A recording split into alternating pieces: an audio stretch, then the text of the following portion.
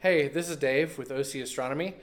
I was setting up my telescope the other day and I came across an object in my go-to list that said it was in the constellation Canis Venatici. And I was like, Canis Venatici? Canis Venatucci? What? Where is that constellation? I've never heard of that constellation. And I realized that in my years of being an amateur astronomer and I teach as an adjunct at Oklahoma Christian University. That's why I say OC Astronomy. That's where we are.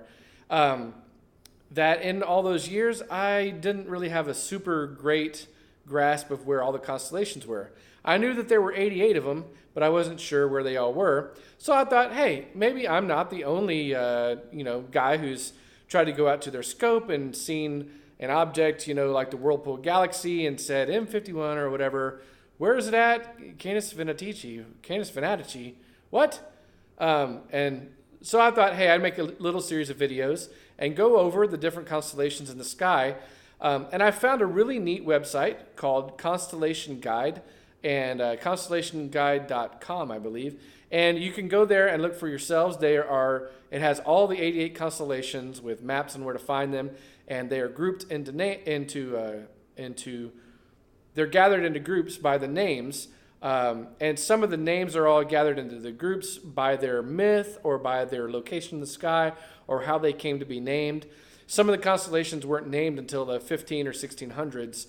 Most of them go back to antiquity, though, especially the ones in the northern hemisphere have the really old names and the really old myths associated with them. But the ones in the southern hemisphere, I wasn't that familiar with either. So I thought, hey, the best way to teach the best way to learn something is to teach it yourself. So here we go. I'm going to go through the constellations and put these in some videos and put them out there for the YouTubers of the world to find. And maybe you can learn a little bit about the constellations. I'm also going to introduce some ways to remember them that maybe you haven't heard before.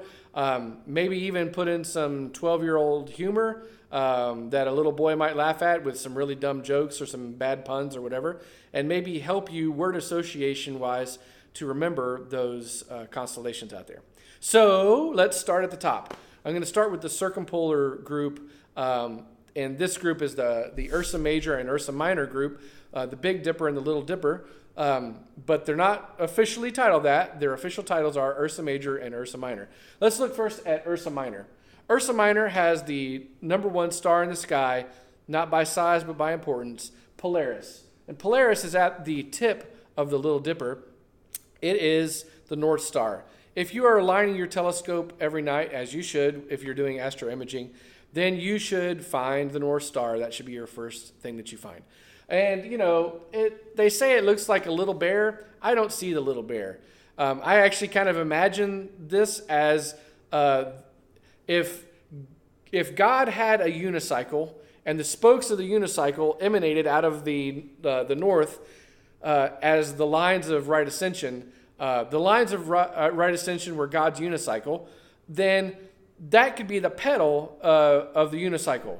So imagine God pedaling the unicycle around once a night. And, and you've got your lines of right ascension as the spokes on the wheel. Kind of cheesy, I know, but that's kind of the shape as it reminds me of. There's also two stars that you should know because they're going to come up in any go-to list. They're Kokab and Furkab. And Kokab, I think, it goes back to the ancient Hebrew and would be found in the time of the Babylonians and in the ancient Hebrews.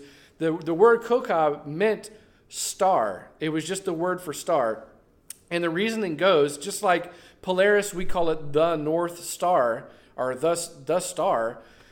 If you were going to look at the North Star back then, you would be looking at a point in between Kokab and Furkab, because that's where the North celestial pole was, because in the sky, due to precession and the Earth's wobble and its tilt on its axis, the North Pole was located between those two stars. So Kokab just meant star, just like North Star. It was the star that stayed in the same point in the sky every night. So that's one way that can help you remember what those two stars are called, Kokab and Furkab. The stars, the two guardians of the North Pole. Now we have the tip of that feature. We call it Polaris as our North Star, and that's what we go by. Then going down to Ursa Major, the big bear. Most of you are familiar with the asterism of the Big Dipper, and you can kind of see how the stars in Ursa Major do sort of look like a bear shape. Again, it has this really long tail. The myth that you often hear is that Ursa Minor and Ursa Major were bears, and the ancient Greek myth goes that Zeus flung them into the sky, and maybe when he flung them, he whipped them around by their tails and flung them up into the heavens, and that's what stretched or elongated these bears' tails. Well, there's a better myth that I like to look at. There's a Native American and an Arab myth that says that these stars in the tail were actually the hunters that were chasing after the big bear. The story goes that you have Al-Qaeda, Alcor Mizar, Eliath, and Megritz that were there. And these three on the end were the hunters going after the big bear. And Alcor and Mizar in the, I believe from the Arabic, one of them means apron and the other means pot. So if you can imagine, those hunters were optimistic and they thought they were going to catch the bear. And one of them even had on his cooking apron and his pot because he was ready to stew up some good bear stew. You can even think of the Big Dipper as the ladle that's going to dipper out some nice bear stew. So there you can remember Alcor and Mizar as the apron and the cooking pot. That's one way to remember them, maybe.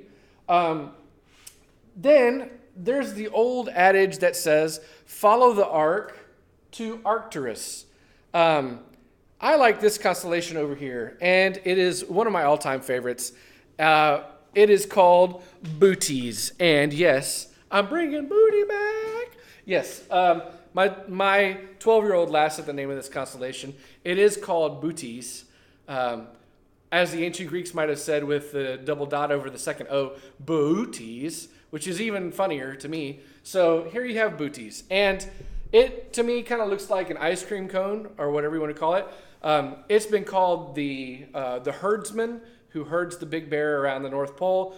You also have him called the plowman, and the Big Dipper shape being the plow, and he is plowing the night sky, which is really kind of true in a way because those stars and those asterisms were used to kind of be a guide to the calendar of seasons, because as it starts the wintertime, the Big Dipper is on its handle, and then it rotates up into the north, or into the center of the sky above the North Star. And whenever it's in the center of the sky, it's springtime. So that's a good time to mark planting, and you can see how maybe that's been sent as a plow, and that is the plowman, or that this is the herdsman chasing off the bear away from his herds. Arcturus is the major star in that system. It's a big red star, and you can follow the arc to Arcturus. Another thing to remember is that he has some dogs with him as he's hunting the bear. Canis Venatici, however you want to call it, that is the hunting dogs. And there's two bright stars here, but there's really one bright star that you can pick out with your naked eye, Cor Caroli. That star is named Cor Caroli because Edmund Halley named it that. He was trying to kiss the rear end of King Charles II. And so it's called the Heart of Charles. It's Charles's heart. It's Cor Caroli. And there you have the bright star in Canis Venatici. So aside from that, Canis Venatici, however you want to call it, it has a bunch of Messier objects. And so whenever you look up Messier objects and it says it's in Canis Venatici, how are you going to find it? Well, you got the herdsman and you have the bear, and in between there are the hunting dogs chasing after the bear. So maybe that'll help you locate all those Messier objects that you've been looking for your whole life, right? The other thing that is down in this area, let me tilt the camera to see, is Coma Berenices. Coma Berenices, the myth for that goes that Bernice was the queen of Ethiopia, and her husband was King Ptolemy, King Ptolemy II of the Egyptian Empire. in Ethiopia. And he went off to fight a battle, and she was really worried that he wasn't going to come back from that battle alive. So she made a hasty vow to Aphrodite that if you let my husband come back, I will sacrifice my long, beautiful hair. And so the king made it back. She fulfilled her vow, chopped off her hair, and put it in the temple. Well, they went back the next day to worship again at the temple, and the hair was gone. Probably the night custodian tossed it out. He's like, ugh, what's all this hair? Ugh, look, it's a bunch of hair in the middle of the fire. And so he chunked the hair because it was gross. Maybe not. Or maybe somebody stole the queen's hair because they wanted a memento of the queen. Whatever the case may be. The king, Ptolemy, was pissed, and he thought, hey, what are these people doing? Where's my hair? Luckily, the court astronomer figured out a good, quick answer, and he said, oh, don't worry. Queen Aphrodite was pleased with your offering, and now her hair has been brought into the heavens. And here it is. Look in the sky. You can see Coma Berenices, or Bernice's hair. Another way you can think of to remember that is imagine that you go to a celestial diner and you order some, maybe you order a cup of milk or galactose in the Milky Way galaxy, and you go to drink the milk and it's got a hair in it. And your waitress's name is Bernice, and the hair matches a hair from the comb of Bernice. So it's the comb of Bernice's. It's Bernice's hair in your milk. Ugh. So there you go. Another way a stupid way to remember the comb of Bernice's is Bernice's hair. The other thing about comb of Bernice is that the hair that they said was Bernice's hair actually at one time was associated with the hair in the tail of Leo the lion. So a way to find this star is if you look at the triangle that goes between Cor Caroli, Arcturus, and the star Denebola that's in the very end of the tail of Leo the lion. You know, the Leo the lion shape. It's got the very bright star at the end, Denebola. If you make a triangle between those, that faint region and those stars in there were the lion's tail, the hair of the lion's tail. That is also the hair of Coma Berenices. And Coma Berenice wasn't called its own constellation until Tycho Brahe named it that. And he kind of was the one that popularized it when he called it its own constellation, Coma Berenices, and his star atlas. So that brings us to the last one for the day, and my personal favorite, Draco the Dragon. As you can see, Draco the Dragon, his tail starts in between Ursa Minor and Ursa Major.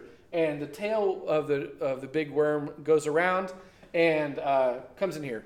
Draco, being the name of my least favorite Hogwarts attendee, imagine, if you will, Draco Malfoy. But did you know that Draco was actually Jamaican?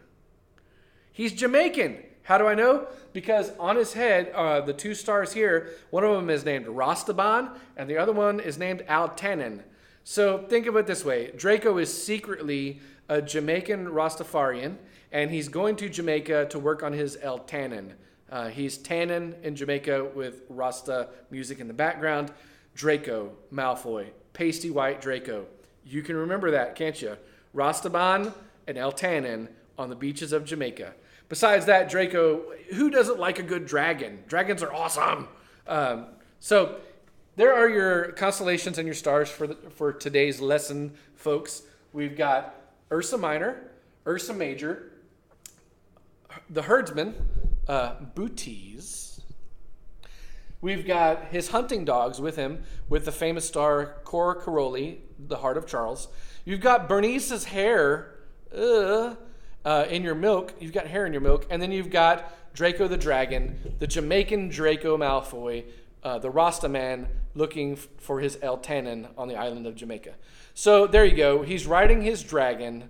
It's a Jamaican blue. Yeah. There you go with your constellations for tonight, and I'll be back with more as long as you hit the like button. And if I do see some likes and some interest, I'll definitely do another one of these videos. Thanks, guys.